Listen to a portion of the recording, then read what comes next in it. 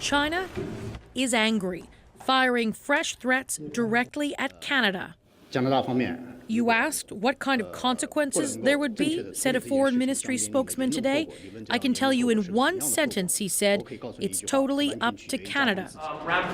The pressure has the government digging in. We are a country of the rule of law. We live up to our international obligations, and we trust our courts to do the right things. This was not in any way a political decision. There was no political interference, as the Prime Minister has said. None at all. But a senior source tells CBC News that message so far is not resonating in Beijing, and it appears the Chinese government does not believe Ottawa when it says it can't step in. There's no way to The possibility of retaliation is making the business community nervous. The options are essentially limitless, and that's what's very concerning about this. Beijing regularly resorts to economic retribution to settle political scores. In 2010, it banned Norwegian salmon imports after a Chinese dissident was awarded the Nobel Prize. In 2017, it took on South Korea by banning Chinese tourists from group excursions to that country after a dispute over an anti-missile system. This cost South Korea reportedly $5 billion, given that tourism is such a significant driver there. So that's another example of something that could happen. Leaders from Canadian industries that export to China, including canola farmers, lobster fishers, and pork producers, all tell CBC News they have not been threatened, nor have they seen a change in business. But they're watching every development closely. Canada's plan to start free trade talks with China will likely slow or pause because of this incident. Those kinds of discussions require high-level cooperation, and there isn't much of that happening right now. Katie Simpson, CBC News, Ottawa. Now, Meng's bail could come down to who vouches for her. The Crown says she's a flight risk. Her husband promises she isn't. Briar Stewart has the view from the court. A great company like Huawei, we love you.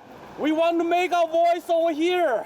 It was part community rally, part media circus, whenever court and the bail hearing for Meng Wanzhou was on break.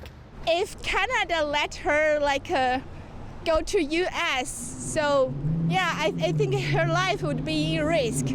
As the high-powered Chinese executive sat in the prisoner's box again today, an even larger crowd turned out to watch, including this woman who knows Meng personally. She's a very good person, very low-key.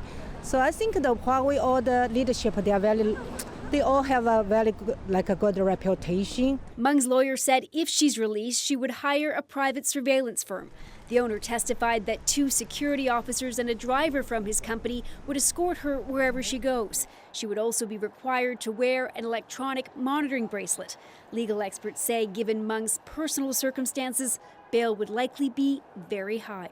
Because she's not ordinarily resident in the country, the judge, in my opinion, would require that the accused deposit a substantial amount of money. Meng's husband, who was also in court today, said he would be willing to put up $1 million cash, as well as their 2 Vancouver homes, for a total of $15 million. None of it satisfied the Crown, who wanted to see a $7.5 million cash bail and worried that the electronic monitoring system could be hacked.